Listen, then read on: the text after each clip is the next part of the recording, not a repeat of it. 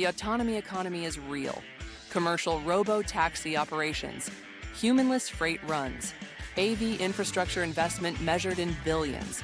The question is no longer whether autonomous mobility scales. It's who advises the companies building it. KPMG works across the full autonomy ecosystem: operators, OEMs, suppliers, insurers, and investors. At the moment it matters most. When the road ahead is uncertain, we've already been there. KPMG, accelerating what's next in mobility. Rob, it's the end of July, and we're not going on break here at Autonomy AI. We're continuing to break down the signals. And oh boy, there's signals. And there's a little thing called earnings. Tesla reported earnings, we learned some things. Alphabet reported earnings, learned just a tad bit, but we also learned that analysts don't really seem to ask about grounded search, which is potentially growing Alphabet's revenue, uncovered, but Omega found that out. And now let's get into the autonomy signals that we dearly care about here on Autonomy Signals. The first signal this week: Tesla goes Florida maxing by launching in Tampa and Orlando. Oh boy, we've got on the ground intel and opinion on that.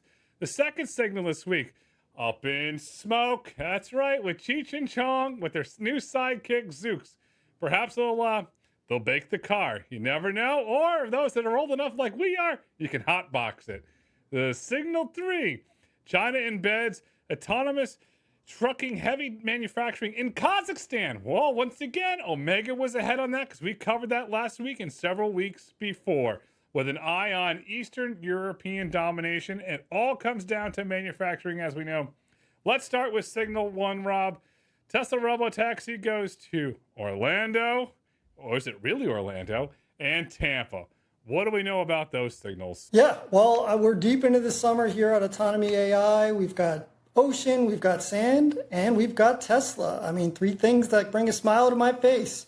So just this week, right before earnings, Tesla officially launched its Robotaxi ride-hailing service in Tampa and Orlando, right? Just ahead of the second quarter earnings release. Now, the initial operational maps, particularly in Tampa, reveal boundaries centered in downtown Tampa, extending into Tampa Heights, West Tampa, and parts of East Tampa, but explicitly excluding the airport, South Tampa, and suburban areas. Similar small operational domain in Orlando as well. I think it's to the northeast of the city, or at least northeast of the airport. Florida's your realm, not mine. But this continues a rapid kind of clustered Florida expansion of Tesla, building on its recent deployment of just a few weeks ago in Miami, which we covered here. The really interesting thing about Tampa that really draws my attention is that it preempts Waymo's commercial service entry. So this is the first market where Tesla is the first to launch commercially ahead of Waymo. Though, to be fair, Waymo has been testing on Tampa streets since late 2025.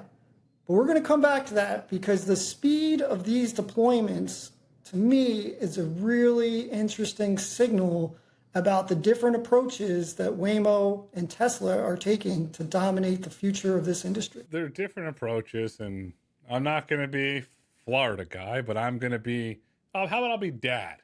How about I'll be dad guy for this one.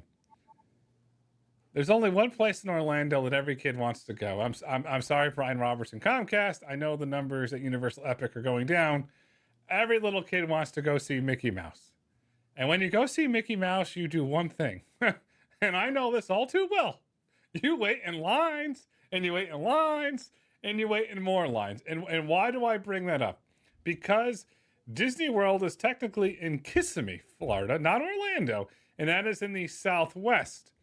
Tesla is operating in the Northeast. And why is the Northeast important? There's a common denominator between the Tampa market, the Miami market, and the Orlando market with that. The ODD is backs up to the airport. That is the key to the ODD in all 3 markets backs up to the airport. That signals to me that Tesla is hoping to get airport service at one of these markets, if not all 3 of these markets. And then if you look at the driving environment, David Moss and I were down in Miami in the Doral area by the backside of the airport. It is not the quote-unquote Miami driver experience. If you live in Miami or you visit Miami frequently, you'll know what I mean by that. In Orlando, that northeast of the airport, is a more residential area. The interesting thing about Tampa, near the airport, but you and I are both nerds when it comes to sports. The George M. Steinbrenner Field, spring training home of the New York Yankees, and soon to be 28th World Championships if we can ever get our act together, and where the Bucks play. So it's in that sports corridor. Another interesting thing to point out, faster roads in that area that historically other ODDs have operated. So while the ODDs are small, a lot of signals from our field of reports and intelligence on the ground are emerging. That's right. And look, I think for me, and let's be clear, the number of vehicles out in these relatively small ODDs is itself small, right? I think that is intentional, right? Not only because of perhaps the ability to register and move a number of vehicles in there, or constraints around charging or depots, but I think it's really a conservative strategy in terms of where the vehicle stands. And they talked about this yesterday, Elon and Ashok talked about it yesterday about prioritizing safety. And I think you and I have seen that conservative strategy where it is a very geographically defined conservative expansion based upon safety, and the avoidance of putting the vehicle in situations that might result in either unfavorable behavior or unfavorable coverage of a necessary behavior. So they are prioritizing kind of what I call it as a deployment velocity. So getting to these new markets quickly, getting to many new markets, but at small scale as a tangible kind of KPI, right? So the key performance indicator for Tesla is saying that they're in many markets and that they're opening markets quickly.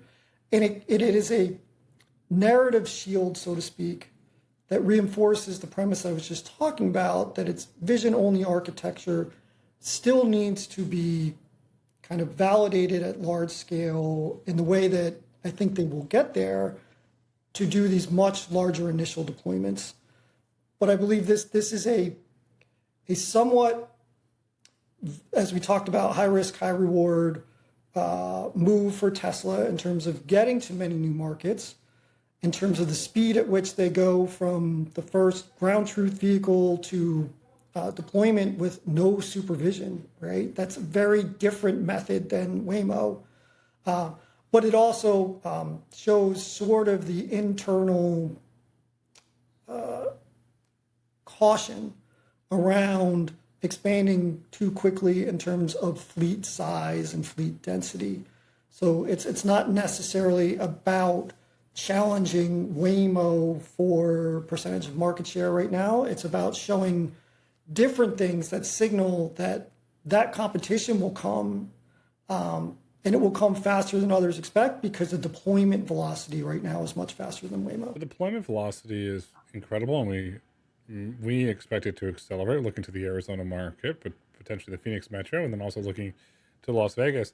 And Elon said something on the call, which you and I have spoken about for years now, practically probably almost a decade, where he said if a Tesla Robotaxi gets into an incident or into a crash, it is global international headlines, and it's the world's coming to an end. And Elon's right. Any which way you cover, because to some individuals he's a polarizing figure, to other individuals he's a folk hero. I'm not choosing a side. I'm just saying it will get international headlines, and it's unfortunately the society we're there. And this has been going on, as you and I discussed, for decades. I have a lot of friends in the media, and so years ago I just put on my stupid hat and started asking dumb questions. And I said, why do you do this? Why do you do this? And several reporters at several major international outlets, including major print papers, said because the ad revenue goes through the roof. I even had one individual in the media who told me that his yearly bonus is done from running the negative Tesla articles because the amount of ad revenue it makes. That is the truth, folks. It's sad. So now that we put that out there on the table, I'm curious, Rob, from your perspective, your experience, launching right now, we believe there are 2 vehicles in the Orlando market. Tampa could potentially be 3. We know because I've counted license plates, there's over 10 currently in Miami. Should 10 be the baseline to open a market, or do you think that they're going to continue to do this 2 to 3 because of the potential risk aversion? I think because the narrative that they're trying to put out there is reputational and psychological almost, right? It's to say, hey, we may not have the fleet volume that Waymo does, but we can do other things much more quickly than Waymo can. And we can do it vertically integrated, unlike Uber. So there's a little bit of this at Uber as well, right? And so I think whether it's 2 or 10, it doesn't necessarily matter for what the narrative is that they want to put out there and what they want people to judge them on, which is the narrative, right? Which is why I can imagine before the next earnings call, you will see those vehicles in Las Vegas and you will see those vehicles in Phoenix at some relatively small scale, right? 2 to 10, maybe 15, depending on when they want to get there. But that's what they're trying to do is yes, they still want to take a conservative risk strategy when it comes to safety and scaling. And look, Elon is not wrong, both in a Tesla specific way in terms of the scrutiny it gets, but the industry gets the general scrutiny. And what we've seen, and I know it drives some of the true safety diehards nuts. Yes, we may not have robust permitting and safety metrics and safety regulations and standards out there, and I want them as much as anybody else. But the market punishes people who take unnecessary risks. We've seen it with Uber ATG. We saw it with Cruise. We saw it with Plus AI. We've seen it with many different companies. We're seeing it with Baidu in Hong Kong, right? In China right now. The market punishes folks for a singular major error here. And so there is the reality that even Tesla has to face, as much as people think Tesla operates, sometimes beyond the bounds, they recognize reality too. One severe fatality could cause not only their aspirations to falter or extinguish altogether, because that's been the history in this industry. It's not just falter, it's extinguish. And so I believe there is a deliberate attempt here to make sure that initial scaling goes as well as possible, because you can't get to that larger scale if you run into an issue early on. And that's just somewhat in your control and somewhat not in your control, right? Obviously, the greater number of vehicles, the greater number of miles, the greater likelihood that an issue can occur. And we're seeing that somewhat with Waymo, and we'll talk a little bit about with Zoox coming up. But the trend isn't super predictable. You could say, yeah, I get one crash in 1 billion miles, but that one severe crash could happen in your first 200,000 miles. Doesn't necessarily mean 1 in 1 billion that it's going to happen on the 1,000,000th mile, right? So you do everything you can to ensure that your initial rollouts go very well. And I think Tesla is taking that conservative strategy, but also wrapping it in this overall narrative, which is, hey, yeah, we may be doing what others are doing in a similar sense in that, but we're also different, right? We're also moving straight from kind of ground truth vehicles to unsupervised vehicles faster than anybody else. We're also opening markets. Yeah, they may not be the full city, but we're opening them, putting vehicles and saying to the public, you can access our rides faster than anybody else. So these are the things that signal that, yeah, once we feel comfortable on the safety side, our ability to meet that expectation that's out there about ramping robotaxis and scaling them greatly from the Tesla narrative can still be met. What this says to me is what Walt and I have talked a lot about in Autonomy Markets, that Tesla's culture of safety is not truly understood by the market, and what you're describing validates that they have a culture of safety. And furthermore, what you're describing, in my opinion, is that Tesla is deploying the lessons learned playbook. There are some individuals out there that think Mr. Musk is a cowboy. He's going to do whatever he wants. And what you elegantly described and what Wall has described from Tesla's culture of safety says no. They're looking at every incident from the Elaine Herzberg incident that happened with ATG in Tempe to the unfortunate incidents that happened at Cruise and others that happened. Said, okay, we can't make these same mistakes. To me, that says that you have a disciplined organization rolling out Robotaxi. I know to some of the retail investors in Tesla, you don't want to hear that because it's not going to be all at once. But to me, this is a very diligent, very thought out, highly strategic rollout here of trying to avoid the mistakes that were made in the past. Agreed. And the interesting thing now is, right, Waymo is in 11 markets in the United States. I believe Tesla is now in 7 of those 11 markets. California we're including in that list, even though it operates somewhat differently, but they do have a public service in California, not with autonomous vehicles. But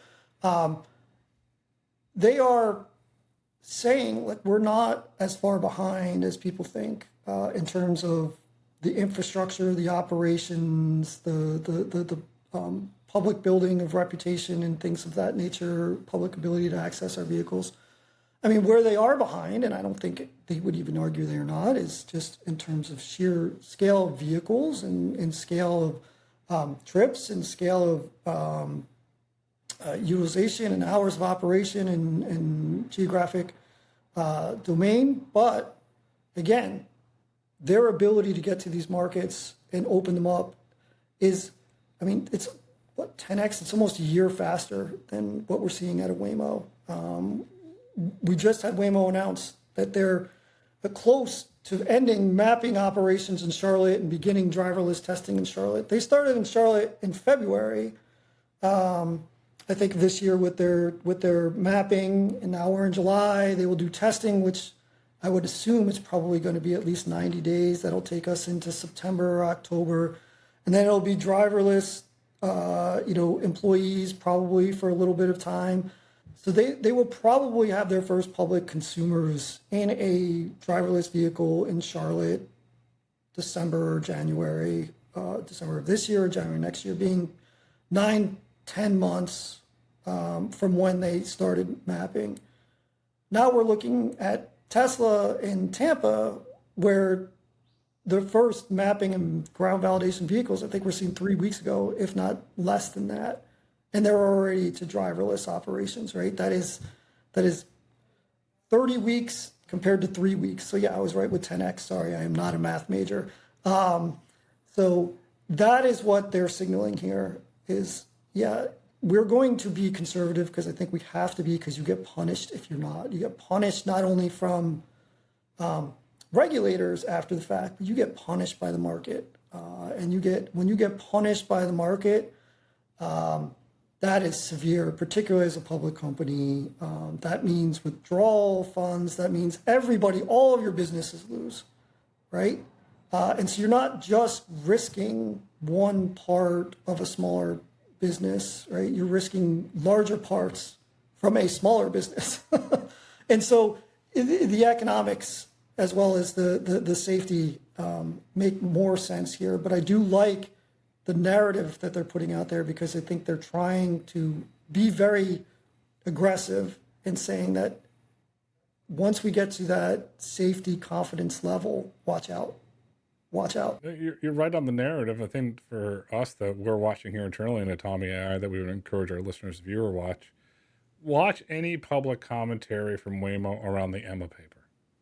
It'll be very interesting to watch if Tesla continues to scale and hold this narrative. So watch that there, or reach out to Rob and I, and we can explain that to you in depth. Let's move on to the risk here, because Omega uncovers some really great risks here, Rob. Simple risks, but practical risks. Tesla's Robotaxi fleet remains sub 20 vehicles indefinitely due to regulatory or operational constraints limiting revenue materially in each market. That's a valid point, because right now Bloomberg has reported, and Axios has as well, that Waymo's current fleet in the United States over 3,800 vehicles, and if the fleet size are going to have to stay under 20, that's something to watch. Yeah, I think this is a probably medium likelihood relatively low severity thing, I think, for the near term for Tesla. I think one, as we've identified already here, I think it's their intent to keep the fleet scale small until they feel super confident in their ability to operate safely. I do think as they move forward, and particularly as regulatory hurdles begin to peel away, right? We've seen NHTSA take some big steps in ensuring that the cybercab without steering wheel, without pedals, is moving closer towards, the ability to manufacture at scale with federal government approval. Not there yet, but we're seeing the signals. The signals on that are pretty loud. I mean, you have to be kind of head in the sand to ignore them. And I think that's a good thing. And that will not only help Tesla, that will help others as well.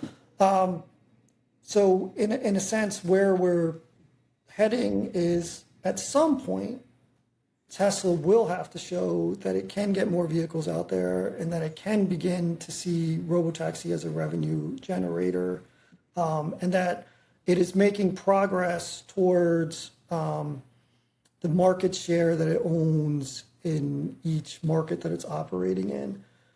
Right outside of San Francisco, where I think we have the best sense of the percentage of the market that Waymo has, it's a little bit harder to pin down Waymo market share percentage because, one, they don't have a tremendous amount of vehicles outside of San Francisco.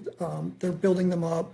And two, their geographic operating domains are smaller than, say, Lyft or Uber. So you may be able to make some comparison within the same domain.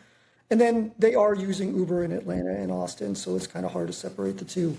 But at some point, Tesla has to show that it's both gaining ground on Waymo, but also gaining ground on incumbents like Uber and Lyft.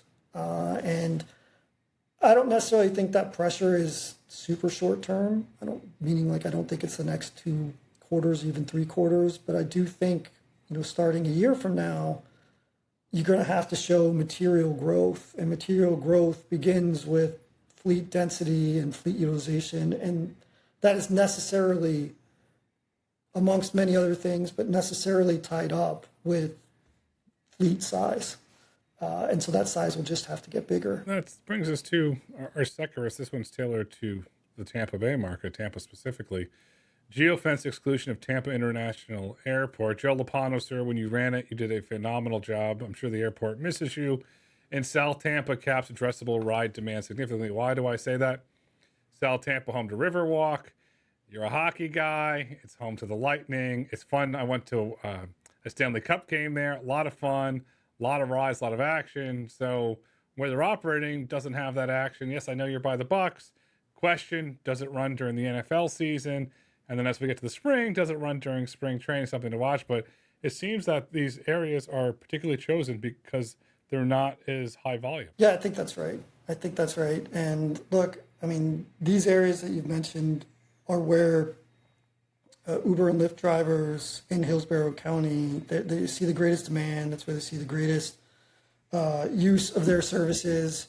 And so in order to really show what we just talked about, which is meaningful revenue, scale, ability to operate safely in the most severe conditions in Tampa, you have to get to these areas. And so Tesla's not there at first. I think obviously that is a deliberate choice. They don't just draw their operational design maps by accident. In fact, we've seen them be very creative. If you all remember the initial drawings of the ODD in Austin, very Elon sense of humor with that. So they will have to get there. And in order to really show that commercial appeal and commercial competition, right? I mean, ultimately, they have to compete as a business against the Waymos, the Ubers, and the Lyfts. You have to be in these areas if you're going to do that. They're just too full of consistent demand and high utilization, So that means you're going to have to get your wait times down. You're going to have to get your pricing correct, which is all a matter of scale, positioning, depot infrastructure, all of that. So, I mean, this requires Tesla to get its ducks in a row in order to be a competitive option for consumers in those areas. And that was like classic Elon ODD that you referred to in Austin. It was not a top hat. That's all I'll say. It was not a top hat. Use your Elon sense of humor for that. It was not a top hat. Let's go on to Omega's take here, because Omega has a good, I would say, G-rated, Walt Disney approved take here, which is very interesting. Oh, and here's a history fact before we go into Omega's take. For our audience that doesn't know, and I don't know if you know this or not, we haven't spoken about this. The TPA, Tampa International Airport, was originally built to serve Walt Disney World before there was an airport in Orlando. True interesting fact there. And it was the first airport that had automation to move passengers to and from the terminal. So interesting facts there. Now that I gave you a history lesson, we're going on to Omega's take, G-rated style. Tampa is not a test. It is the third node in a deliberate Florida corridor lock-in. However, geofencing that excludes the Tampa International Airport in South Tampa caps near-term economic disruption below threshold, meaning the competitive threat is reputational and psychological rather than operational in Q3 2026. While Tesla wins the PR and first mover race in Tampa, the lack of fleet size transparency and softening metrics in older markets, Austin, suggests that the true operational scalability and capacity depth remain unproven under this rapid expansion model. This sums it up, and I got to give kudos to you and we've been eating Wheaties when we program Omega, and then she's just getting smarter and smarter. Another great take from Omega. Yeah, I mean, Omega is just beyond my level of intelligence at this point. So I'm just going to be asking it what I should be eating for breakfast in order to get smarter. So my black cup of coffee is just not going to suffice anymore, apparently. Well, I drink a lot of coffee, and coffee is good. Let's go on to Signal 2 here. And I had coffee before this. I'm really wired. It's great.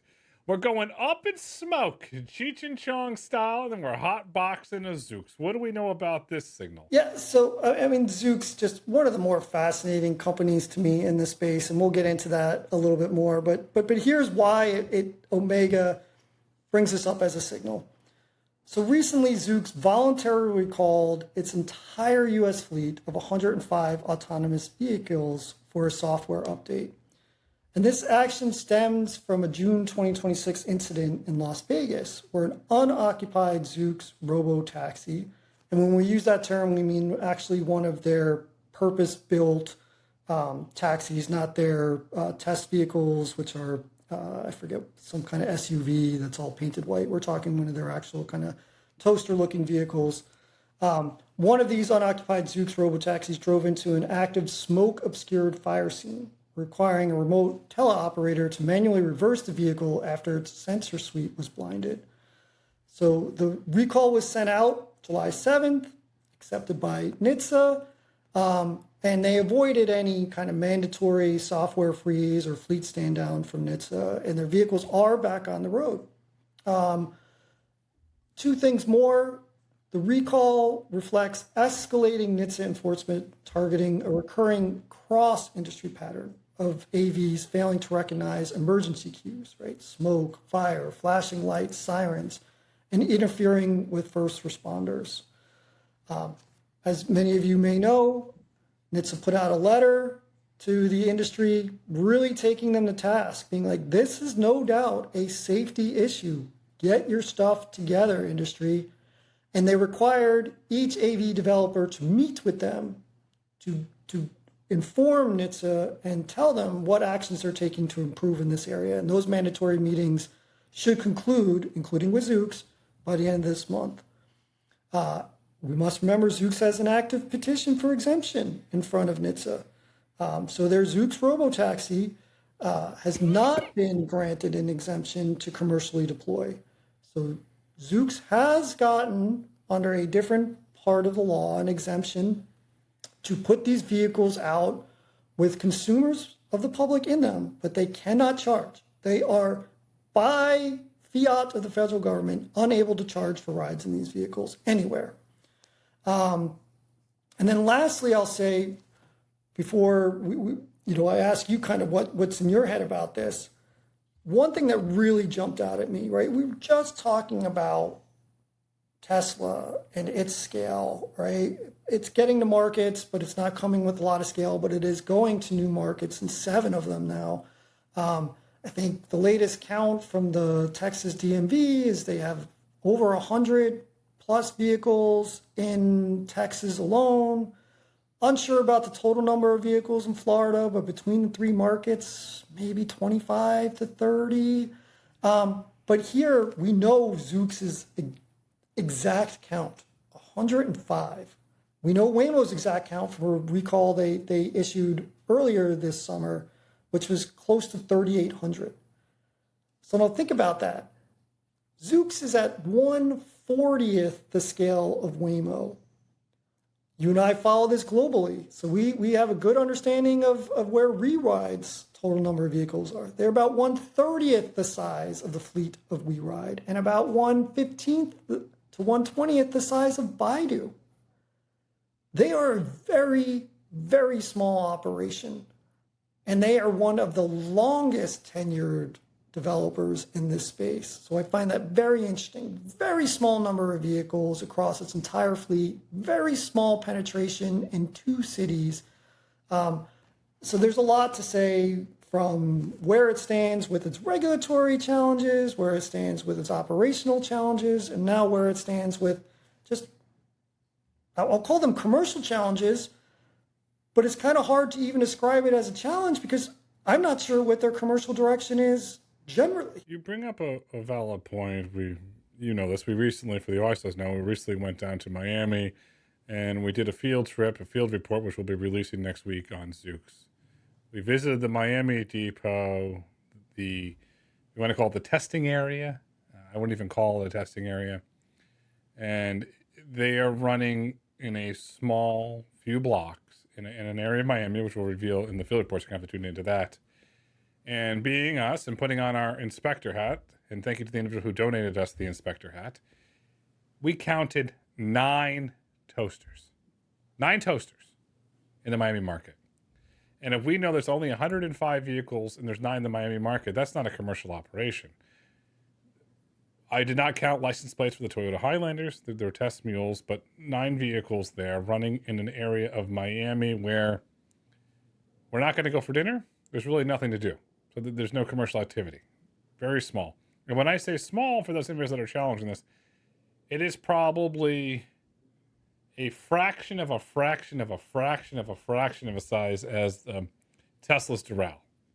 So I have a lot of questions there from the commercial viability. You have the recall issues, you have this. And then all suddenly, I noticed over the past 2 weeks a change that you and I have discussed. CNBC, Amazon Zoox. This outlet, Amazon Zoox. It's like, oh, maybe they got on the hint that Zoox doesn't get much traffic by itself. So we know there's barely over 100 vehicles. We know in Miami that there's 9 vehicles. We know that they're having an issue with Up in Smoke. I still think you should call Cheech and Chong to really test it.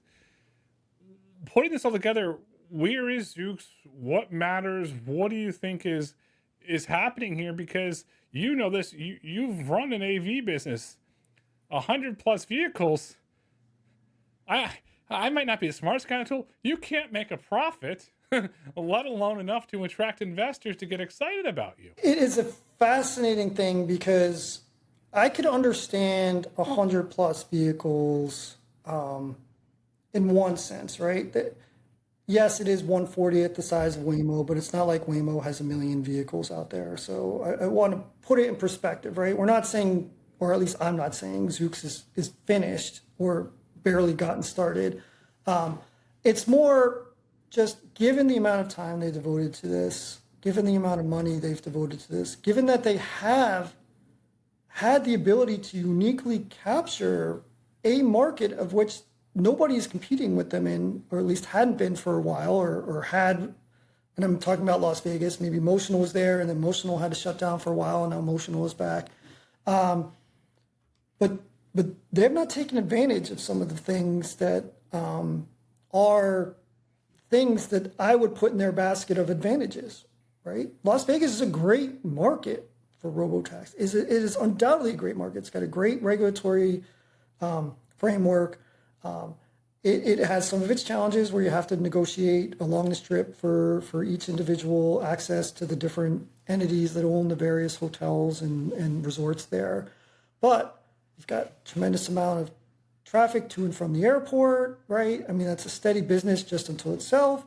You could operate in a relatively small operational design domain, providing trips in and around from the strip down to the Fremont area and back, right? It's not the world's largest spread out city. It's not Los Angeles. And yet they've seemed to have been unable to take advantage of it. And what I've always wondered, and we talked about this at Cruise, and I've talked about it with other AV companies. Yes, you can't charge. That doesn't mean you have to be small, right? You have a Amazon backing, right? Maybe 4 other companies in the world have more ability to feed a financial loss in order to grow a business that has a huge TAM associated with it. Why not flood that market with more vehicles, even if it's for free, right? Why not do the same in San Francisco?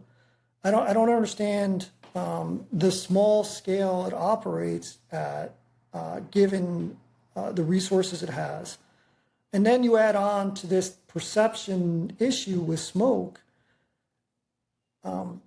which, as far as we know, is unique to them. We've not seen anybody else issue a recall around smoke.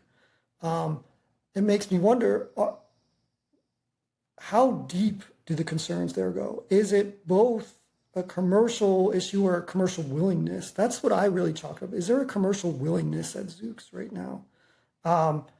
But is there deeper issues? Is it cost? Have they been told by Amazon, like, hey, you're basically less than a rounding error in our budget. Stay that way until you show us more. Or is it, there are some bigger issues with the technical stack, right? The routing, which you've commented upon in other field reports when you were in Las Vegas, not very kind in terms of the routing there. Now we've got a perception issue. We've seen instances, where they've stalled out in intersections and things like that. And so it makes me wonder at least, how deep are the concerns over at Zoox right now? And again, last thing I'll say, I don't think this means things are over for Zoox, but I'm like, I can't tell if they're in the middle of a baseball game in innings 4, 5, and 6 and just have hit a doldrum, or if they haven't even gotten up to bat. And if not, why not, right? And will they ever? It's certainly not late in the game, but it's certainly not getting early either. I mean, you've got Tesla getting out there. We've got Motional growing, of AV ride moving along. We have, for crying out loud, even May Mobility is out there putting some vehicles on the road. So it really makes me wonder what is going on behind the scenes there. To me, it could be manufacturing, because don't forget they're manufacturing this in-house. It could be pressure from Amazon to slow the cash burn as Amazon invests in other areas. It could be technical, but 105 vehicles with no transparency.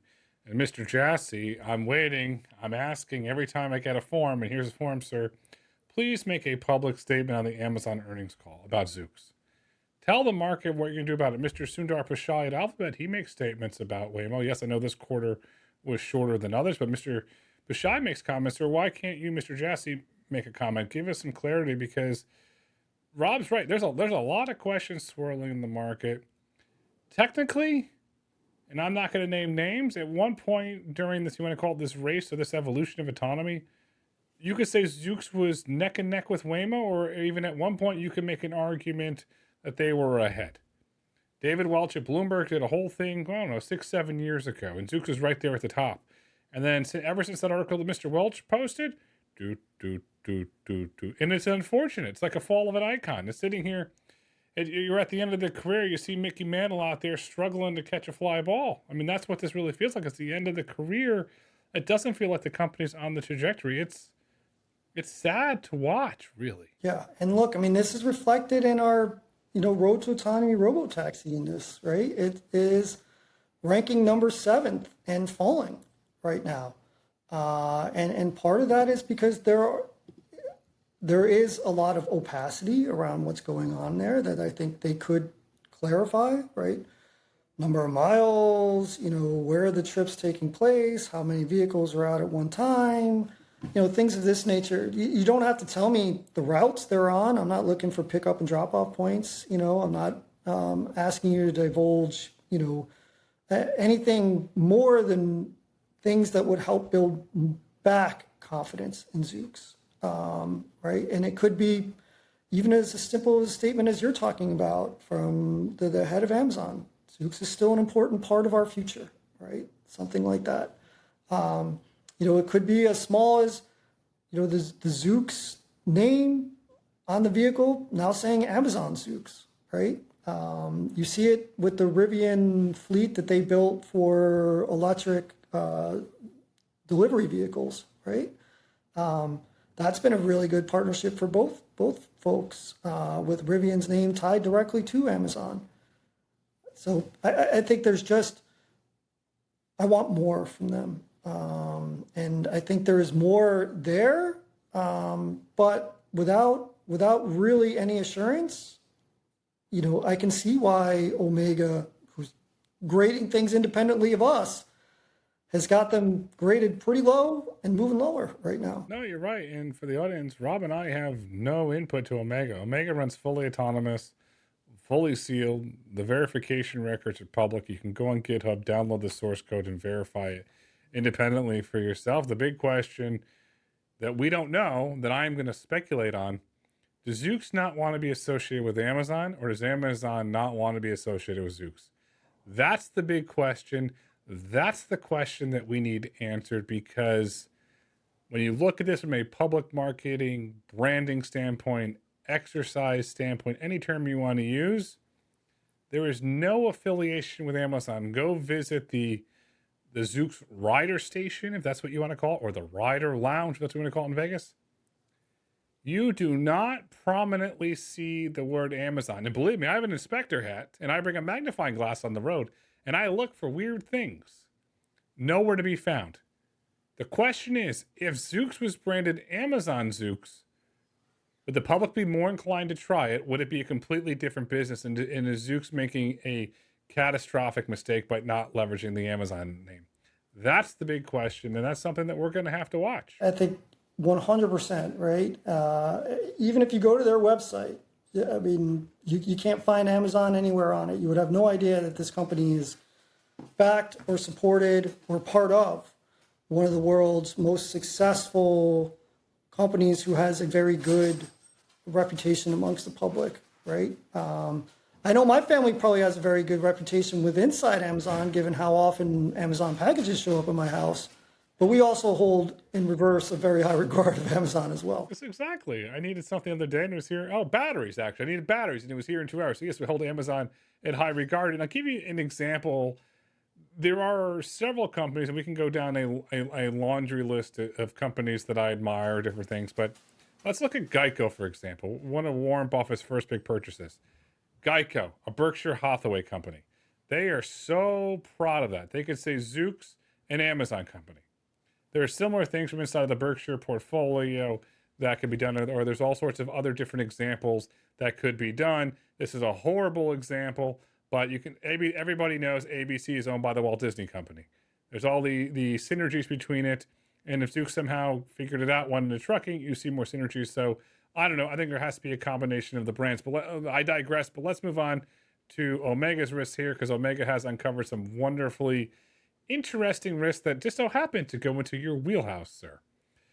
NHTSA delays or conditionally denies an exemption petition citing recall as evidence of unresolved edge case risk in dense urban environments. Ba-dum-ba-dum! Rob's turn. Yeah, I mean, look, as someone who kind of ran operations for Cruise, as we had a series of exemption petitions in front of NHTSA for the vehicles that we were building with General Motors at Cruise. recalls during this process are not helpful, right? You're both trying to persuade the agency that every piece of evidence that you have provided in terms of the alternative ways to meet safety standards and other standards that are required to build and put a vehicle on the road are there. And when you have these things that say, oh, well, we can't handle X, Y, and Z very well, or we need to upgrade X, Y, and Z because of a deficiency. And it has to be a relatively big one to do a recall, right? I mean, recalls aren't just something that happen out of the thin blue air. They happen for a reason. And so it's super not helpful. It's definitely not helpful, particularly as it relates to an area of concern that NHTSA just put out in terms of not getting in the way of first responders. And so why I find it unlikely, given this Department of Transportation's openness to the technology, that it will lead to a denial of the petition on these grounds. I certainly think it adds delay. And I certainly think when it gets to an approval, that NHTSA will likely attach very specific conditions on reporting and addressing and explaining how Zoox will handle emergency scene atmospheric classifications and how they validated safety in those conditions. And so I think this doesn't help Zoox materially move forward its exemption petition.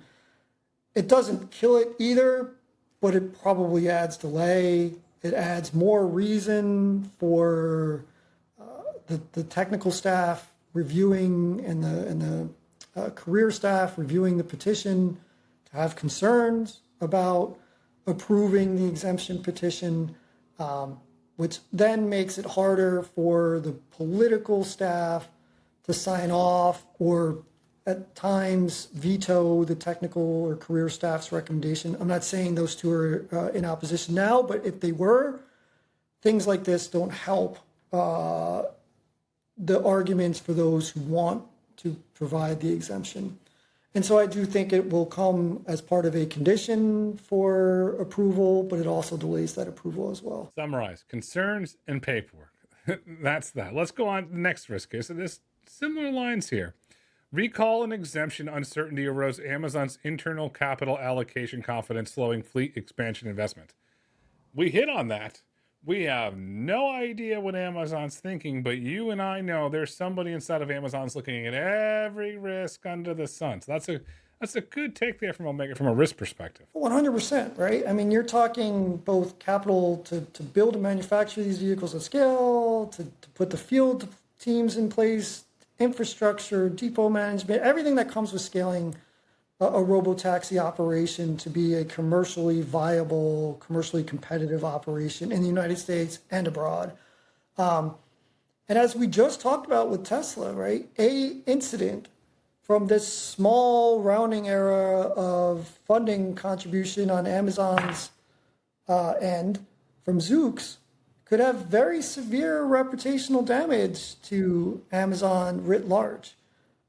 And there is a risk-reward calculation that Amazon has to make, right? It is not about who personally believes in the technology or who personally doesn't believe in the technology. It is a economics calculation. Does the bet on Zoox and its ability to compete for this very large market that we think is out there in robotaxi and then eventually personally owned vehicles and things of that nature, and then could you expand it to trucking, all sorts of things? Is that worth the risk of a severe incident that brings not only regulatory scrutiny but also public perception issues around Amazon's other bets? Right? It could have negative reputational effects on its AI bets. You don't want to damage your reputation around AWS, and you don't want to damage reputation around your delivery product. So I think Zoox it's got the external validation that it has to prove it's worthy of, as we just talked about with NHTSA and the exemption petition, but it has what seems like from the outside an even greater validation issue with proving itself internally, and issues like this certainly do not help. Don't help, and I want to emphasize it's bet with a B, and I'm going to bold it and underline it because there's billions upon billions upon billions that have been made on this bet. And if you just look at the amount of money that was put into that, imagine if they put it into Anthropic or any one of their other investments, you would actually see a return there. So at some point, I think shareholders are going to wake up and ask questions, even though it is a rounding error, which brings us to our last risk that Omega has uncovered. Amazon Zoox reputational and commercial damage accelerates. This is key. If a second incident occurs during the post-patch validation window. I look at this risk and say, okay, Omega, what are you seeing out there in the universe of safety data? What are you seeing out there in historical reputation data? Because if that's to happen, it's oh boy. Yeah, they are operating on very thin ice right now, right? And we saw this, you and I had a little discussion about this when you were taking some rides in a Waymo a few weeks ago in Miami, where post NHTSA recall for flooding issues that Waymo was having difficulty with, when the weather turned bad, Waymo stopped operating. I think you're going to see this extra caution with Zoox, right? If they get anything wind of, smoke or fire conditions or, an emergency happening in a certain area of the city, I think they may just shut down their operations. There's small operations to begin with, so you're not going to leave a lot of consumers high and dry, but I think they're going to be in an extra cautious mode. That being said, if they run into this similar issue again, right, in a close period of time, it is going to be very devastating. All the things that we just talked about, the other two risks, they compound, and you don't want to compound those type of risks when you're a very small operator, maybe whose biggest backer is having doubts about you. Saw this play out at GM directly, right? There's no doubt about it, and we know where GM and Cruise wound up. We do know where they run up. You alluded to something interesting there. You said the word dry.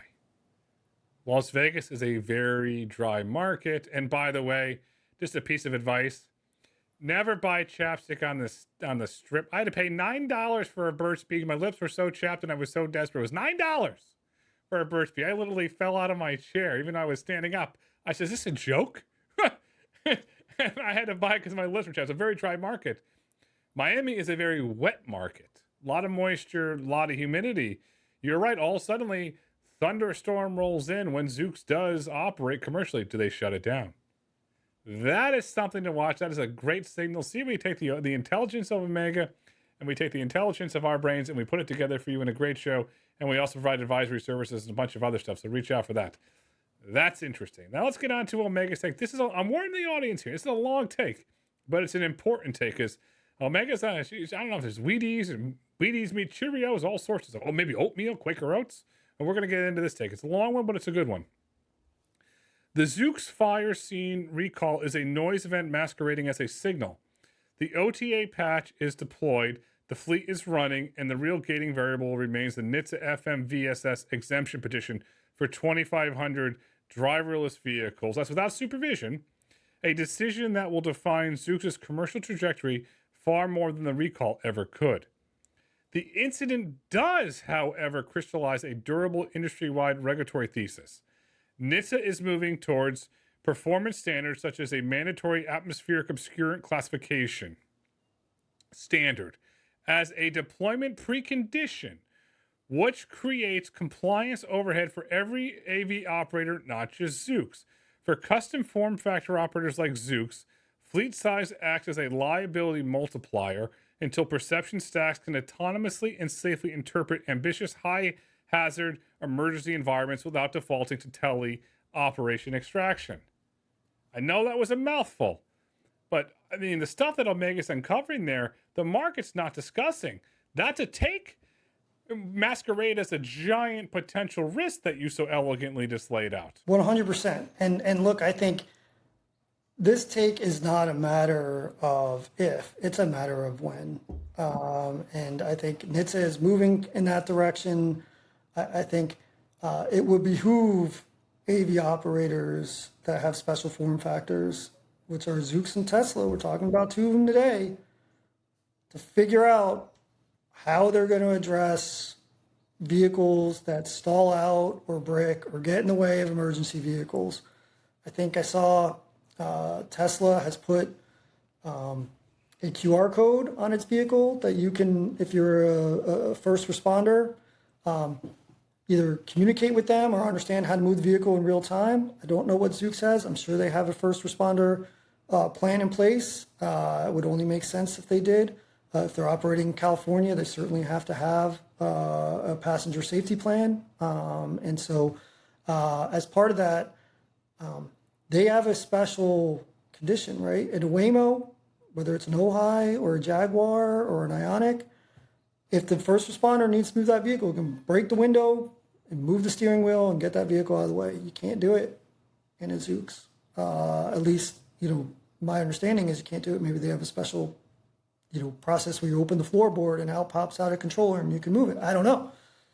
But it is something that they have to think about, and it's going to have to be a part of, it will be a part, I will say, of their condition for petition approval and how they deal with that. I've seen the Robotaxi Tesla with the QR code. I've scanned the QR code. I was curious what it was. It's for the audience, somebody wondering what are you doing? It is public. It is on the left-hand side, the driver's side of the windshield, so it is public. You can scan it, and it opens up a whole diagram for first responders. The amount of detail that Tesla's put in there was fascinating. I have not, in my rides in the, I call it the Zoox mobile, I have not seen a QR code. It doesn't mean it's not there. Or as Rob said, doesn't mean like a PlayStation or Xbox doesn't pop up and you can drive it, but it's something to watch because Mr. Morrison's letter, the administrator of NHTSA, it clearly, in me reading the tea leaves, says enough's enough. We're building a business, you're building a business, it's time to respect the rules of the road. So that's what that signals to me. And then we got signal 3 here. And man, Rob, I tell you, you and I have been onto this one for a while, and everybody thought, where they've gone? They've gone off the range. No, we didn't go off the range. We just went down a rabbit hole with Omega, and now we've got more concrete evidence that you and I were right. So signal 3, China embeds autonomous trucking manufacturing in Kazakhstan with an eye towards Eurasian domination. You and I have talked about that part of the world. It's all about manufacturing. We're going to have robotaxis manufactured there. We're going to have autonomous trucks manufactured there. And then those vehicles and trucks are going to be exported to Eurasia. How do you want to break down the signal? What are you learning from Omega? Yeah, let's give the audience a sense of kind of what happened and why we think this is such a big signal. So recently, over the last 10 days or so, Kazakhstan and China have formalized a high-level agreement to establish domestic assembly lines for autonomous sit-track heavy commercial trucks in Kazakhstan. So they're going to move the manufacturing facility for Chinese-made autonomous trucks to Kazakhstan, right? The project shifts the market away from direct imports and aftermarket retrofits to embedding factory-level 4 drive-by-wire systems and autonomous navigation stacks directly onto an assembly line in a key Eurasian market, right? This industrial alignment operates alongside broader regional initiatives, including cross-border driverless freight routes. Now think about this, from Astana to Moscow corridors, deployment of extreme temperature L4 mining trucks, such as the Lukai Alpha 125, which is rated for negative 40 degrees Celsius, which I will tell you is very cold, and municipal robotaxi initiatives, which is, there's a partnership between Freedom Holding and Baidu's Apollo Go. I mean, what this really signals is in Eurasia, right? You have the EAEU, Eurasian Economic Union, which is an economic and political bloc of 5 post-Soviet states: Russia, Belarus, Kazakhstan, Armenia, and Kyrgyzstan. What you have is China moving in to say, we own this region.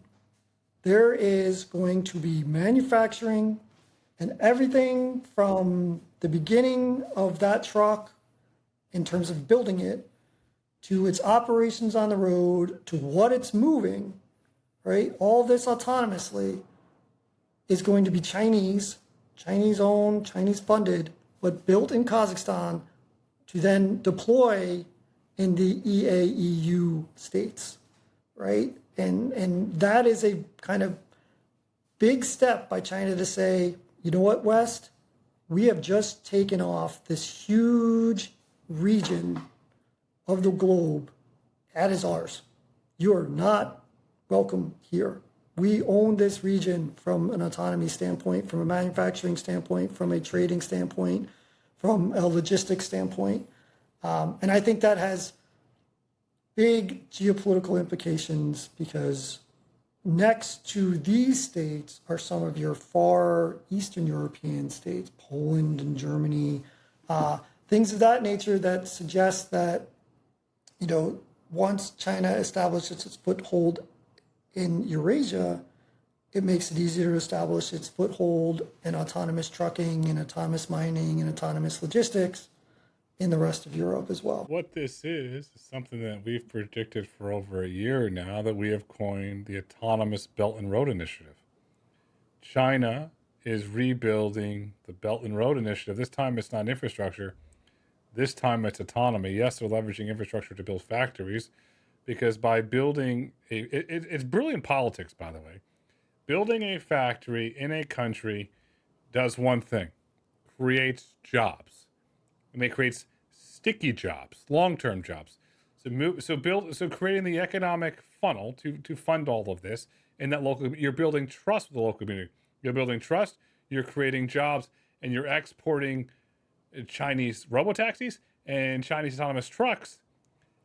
It is a big deal with massive geopolitical implications. The one thing that I cannot wrap my head around, you and I and our wives are probably the only ones that hear us talk about this all day. I am shocked that this is not talked about more, because this is not being done quietly. There are posts on X, there are press releases, there's all sorts of stuff out there. What do you think the massive geopolitical implications of China's Autonomous Belt and Road Initiative really kicking into high gear here? Yeah, look, I mean, I agree. This is underreported. It's a mystery to me as to why, because what this signals, these are two countries. These are not like, yes, there are various companies associated with this, but this is an agreement between the governments of two countries that basically says Chinese autonomous platforms are to become the default industrial and logistics layer for Central Asian trade and resource extraction corridors, right? It is not only about autonomy per se, but what autonomy can then enable in terms of trade, and most importantly, that resource extraction, right? I mean, there are valuable things in that region of the world that China needs to continue to build and promote and expand the influence of its autonomous Belt and Road Initiative. And so what this is doing is it's turning Kazakhstan into a regional production and deployment hub, I should say, for driverless freight, and embedding, as we mentioned, this Chinese autonomy stack infrastructure directly into the Eurasian trade corridors.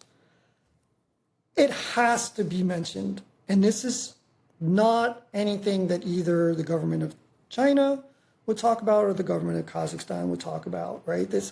But as I mentioned, the EAEU, one of its 5 participating countries is Russia, right? And so this assembly mandate in Kazakhstan creates a low friction compliance buffer for the entire region, for all those 5 states, where potentially, right, you could see the routing of restricted AI compute and autonomous driving hardware somehow, some way, mysteriously, moving from Kazakhstan northbound into Russia.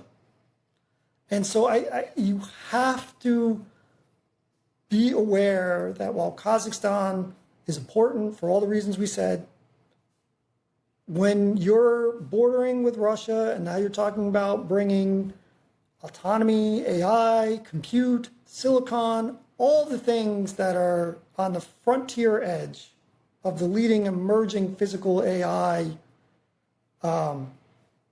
industry, and you're putting it right on the border, you have to be aware that that is not unintentional, right? And so I think we're going to need to monitor this potential route, whether deliberate or not deliberate, or under the guise of something else, of how and if restricted AI compute and autonomous driving hardware winds up in Russian hands. And you're going to probably, I think, see in a period of time escalated OFAC and EU secondary sanctions monitoring of that particular route, given the embedding of this autonomous stack and manufacturing capacity right in the middle of a kind of landmass that puts China and Russia together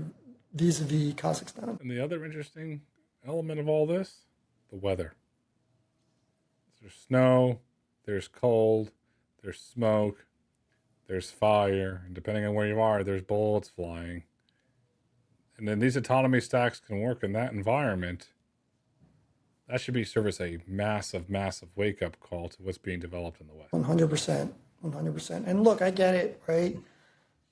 This puts Western European or Western and European AV developers in a tough spot.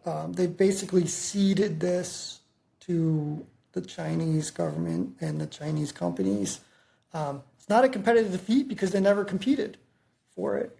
And I think that's a result of kind of different incentives within our structures of economy, right? We've got VCs and unit economics and things like that that drive where investment dollars in trucking and manufacturing go. And if you were just to list, countries out by total addressable market or any other unit of economics, none of the 5 countries in the EAEU, or at least 4 of the 5, wouldn't appear anywhere near the top of that list. Russia would, but you'd be in danger of violating a tremendous amount of US federal laws by dealing directly with Russia. So you're kind of handicapped in that sense, but it's also just not where our competitive incentives lie for AV developers, where in China, where it's very much a combination of what is good for the industry and what is good for the government, there is a tremendous amount of influence to say, let's establish ourselves as the default leader of autonomy and autonomous logistics and autonomous manufacturing in this region of the world, because it is good for the government of China. And here you're kind of seeing those two different philosophies play out. So it's not that we ceded it, it's we didn't even compete for it. We didn't compete for it until it was too late. I'll give you an example from history. Look at what China did with the investments in the Congo. And then all suddenly when electric vehicles went mainstream, it's like, we have to go deal with China. And the same thing is happening again. History is repeating itself, rhyming itself, whichever Mark Twain line you want to use, you can insert in there, depending on what version of history you believe, but it's obviously repeating and it's rhyming. That brings us to the risks. The risks here are not necessarily geopolitical, but very interesting. The heavy trucks are running it's called a STRAK, SITRAK autonomy stack. And according to Omega, that StirStack Autonomy Stack lacks publicly verified validation for Eurasian extreme climate corridors, making commercial viability claims unsustained by independent evidence. That's true. There's no public telemetry data. There's no disengagement data. There's no third-party data. There's no independence. So that is a risk. It's out there. But I love Omega. Says, okay, we've taught her good because you and I are notorious for this. Okay, the headline. Yeah, but let's go down below the headline and see it. So that's a risk. If it doesn't work, this whole narrative we described blows up. But if it does, oh boy. Yeah, I mean, I think I wouldn't go as far as the whole narrative blows up. I think the definition of winning from the Chinese government end is different than the definition you just laid out. I think they would love to see that all work, right? That would be the culmination of a series of successes for them, both on the technological end, the manufacturing end, the operational end, which are all great.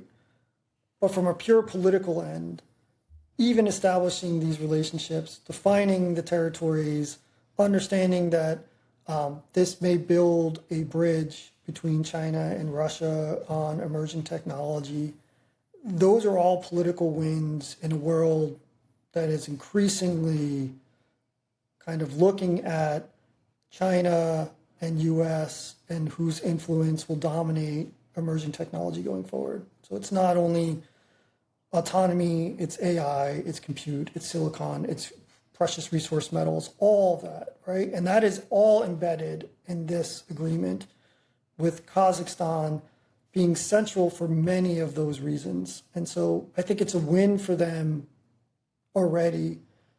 What Omega's pointing out is very valid, right?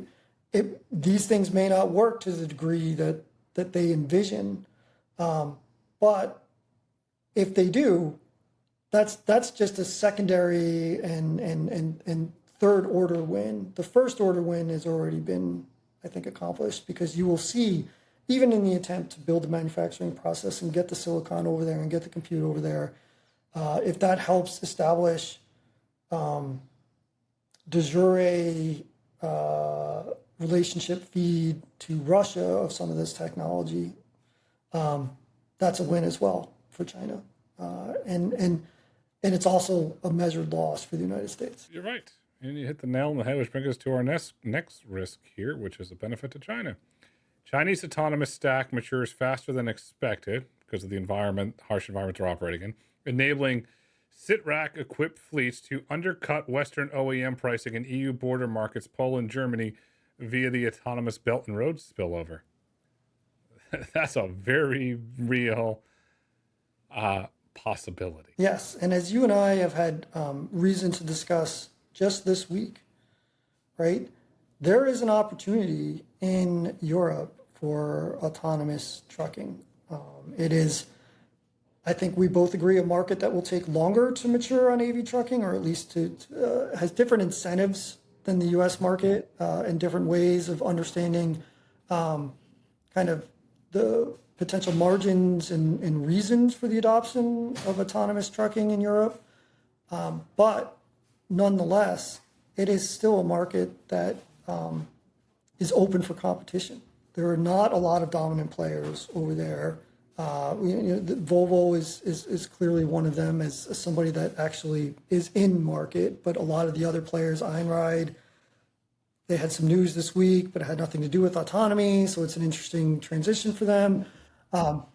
If you could see the Chinese vehicles being manufactured and working well in the weather conditions that we just described in risk one, through the operating conditions of steeps and deep cold and things like that, all of which are conditions that are present in Poland and some of the Eastern European states.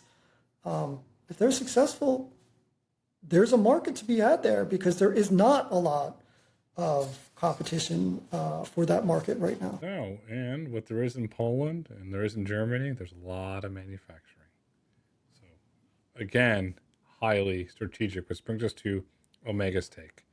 The Kazakhstan SITRAC joint venture is best understood as a hardware staging and corridor standardization play operating below the threshold of Western competitive response, not a direct assault on US or EU autonomy economics. Chinese OEMs are winning your Asian freight corridors by default, not by defeating Western rivals, while simultaneously creating structural conditions, EA, EU, borderless transit, sovereign digital infrastructure, unvalidated autonomy claims to serve Beijing's agenda, regardless of whether the trucks ever achieve true SAE level operation. Narrative, narrative, narrative. It's the difference between thinking about commercialization and capital and competition from a Western perspective and the difference with the Chinese perspective. Not saying one is better than the other. Look, I'm a firm believer in the Western way of life and want the Western values to be instilled in the development of emerging technology. But I'm also not unaware that in particular instances, having government support for government ends can provide situational advantages to China. And in this case, this is what we're seeing. And in a world where increasingly, both the superpowers are looking for allies and the U.S., quite frankly, finding a fractured ally base, we can argue why that is.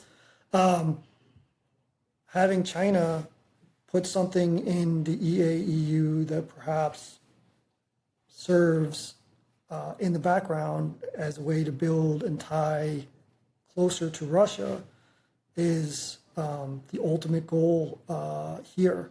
And I think it's something that you and I see first. I think others will slowly start to see it as well. There's always signals in the market, and each and every week, Rob and I are here breaking down those signals, analyzing those signals. And if you can't wait a week, you can send us an email at alpha@autnmy.ai. We offer bespoke advisory services. And now if you're interested in the industry, we offer a data product. You can subscribe to the indices and get that real Omega analysis of what's happening. So reach out.